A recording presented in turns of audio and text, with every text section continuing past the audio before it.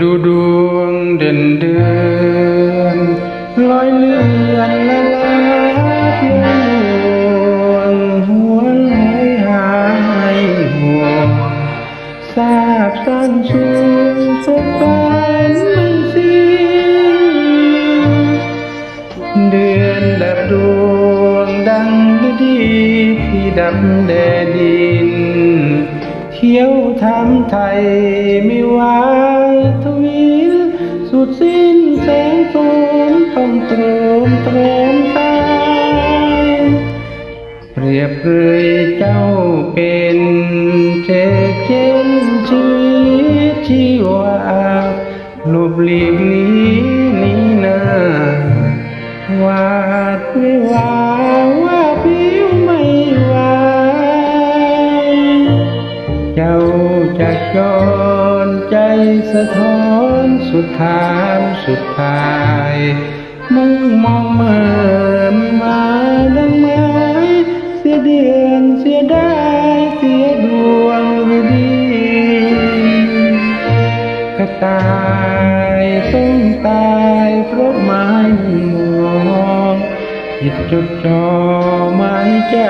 จับจองของแค่ใครนับไปเป็นปี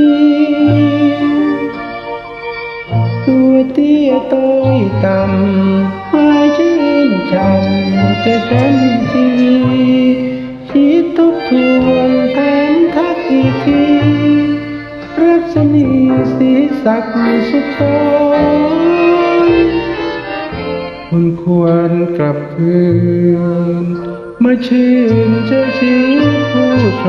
มคอยรักคุณสู่คนอกระบมลมรักเลื่อนลอยกลับเถิดคุณอ้อมแขนอุ่นนั้นยังรอคอยแขนคอดจิ๋ว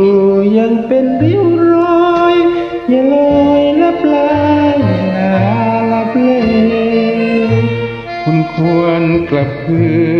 นเพราะชื่นใจชีวิตชูชมคอยรักคุณสู่คมอกระบมลมรักเรื่อนลอยกลับเถิดคุณอ้อมแขนอุ่นยังรอคอยแขนโคตรจิ๋วยังเป็นริ้วรอยอย่ารอ